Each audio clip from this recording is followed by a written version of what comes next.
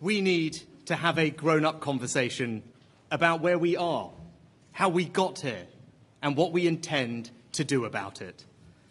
It's a conversation for those of us gathered here in this room today and the Conservative Party more widely. But above all, it's a conversation we need to have with the British people. And it starts with being honest with each other. That matters because the decisions we make in the coming days and weeks will set a course that will determine whether the next generation of British people inherit a stronger and more confident nation. The Conservative Party was elected with a large majority, so it falls to us to decide who carries the flag forward in this Parliament. But it is not a decision that should be made behind closed doors with no input from the public. From the beginning, I wanted this campaign to be more than just a case for my leadership. I also wanted it to be a moment where the party and the country came together. Before I talk about the campaign, I want to say something about how we got here. I want to talk about Boris Johnson.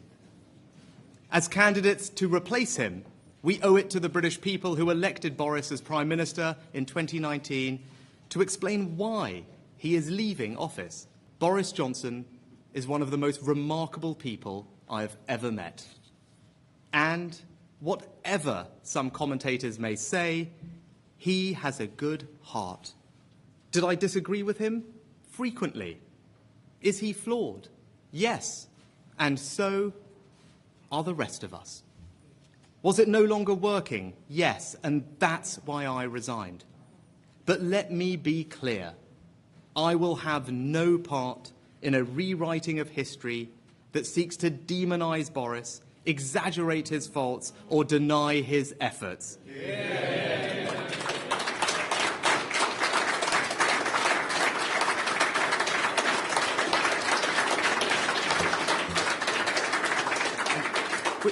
We know his achievements, breaking the Brexit deadlock, winning a stunning election victory, rolling out a world-class vaccination programme, and standing up for a free Ukraine when other leaders were still wringing their hands. Some people might advise that I should avoid saying all of this in case it alienates people, but that wouldn't be honest. If telling you what I think, positive and negative, costs me the leadership, so be it.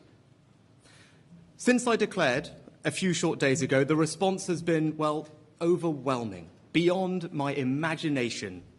Thousands of volunteers have reached out to join our campaign because they have heard a message of change. I'm running a positive campaign focused on what my leadership can offer our party and our country. I will not engage in the negativity that you may have seen and read in the media. If others wish to do that, then let them. That's not who we are. We can be better.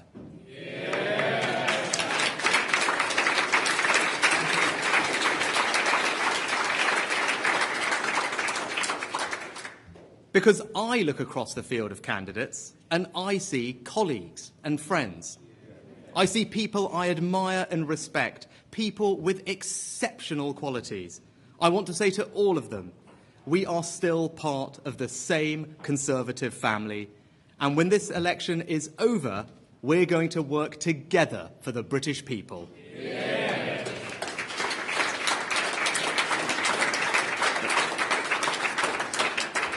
But before that, we have to resolve some disagreements, incredibly important disagreements, about the nature and depth of our challenges that the country faces and the right response to them. A pandemic that all but broke the world economy, a war in mainland Europe, and most visibly at home now, a global spike in inflation that has risen to levels not seen since the 70s and 80s. When confronted with challenges so fundamental, the right place to start is with your values. And my values, traditional Conservative values, are clear. Hard work, patriotism, fairness, a love of family, pragmatism, but also an unshakable belief that we can build a better future.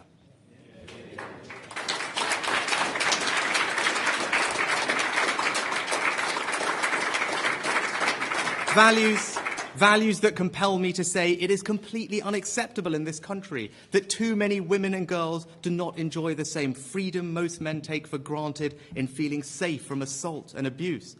That our natural environment is an inheritance we preserve and protect for future generations. Yeah. And that at a time of rising global instability, we have a responsibility to the world to provide leadership. That is why, as Chancellor, I prioritised record funding for the armed services, who represent the best of our country and do heroic work. Yeah.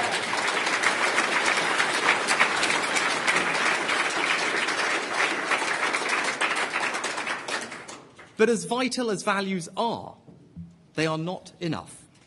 We need to have a grown-up conversation about the central policy question that all candidates have to answer in this election.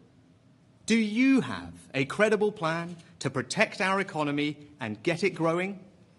My message to the party and the country is simple.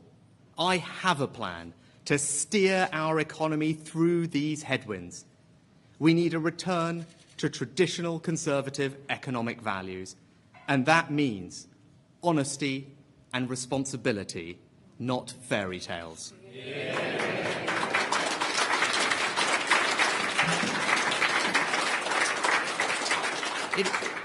It is not credible to promise lots more spending and lower taxes. I had to make some of the most difficult choices of my life as Chancellor, in particular how to deal with our debt and borrowing after COVID.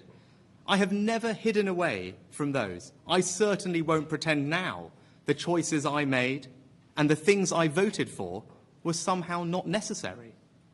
And whilst that may be politically inconvenient for me, it is also the truth. As is the fact that once we've gripped inflation, I will get the tax burden down. It is a question of when, not if. Yeah.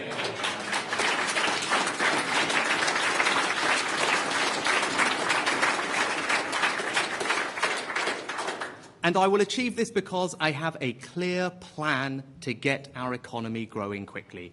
We need to implement the radical reforms I set out as Chancellor to the way businesses are taxed, to make our country the best place in the world, to invest more, train more, and critically to innovate more. We need to use the new freedoms Brexit has given us and the new mentality it can give us to reform the mass of regulations, bureaucracy and constraints that too often get in the way. We need to build a new consensus on people coming to our country. Yes, to hard-working, talented, innovators, but crucially, control of our borders. And we need to transform the performance and productivity of our public services by integrating technology, empowering good leaders, and caring much more about what actually works than what sounds good. I believe we can build a better, smaller, 21st century government that helps to support growth and countries around the world seek to emulate. Now, if we do all of this, we will get our economy growing quickly again, not just for a short burst, but sustainably for generations to come. This is the surest path to tax cuts that work, to keeping our schools and NHS strong, to properly funding our armed forces and keeping our country safe. So that is my plan. Tackle inflation, grow the economy, and cut taxes. It is a long-term approach that will deliver long-term gains for families and businesses across the United Kingdom.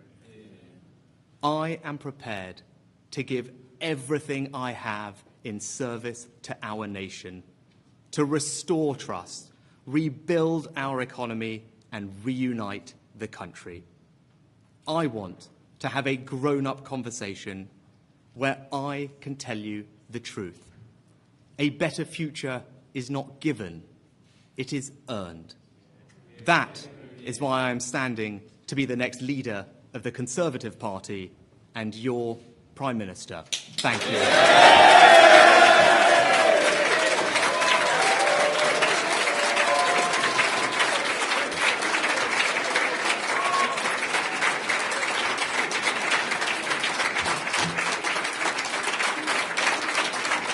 Thanks.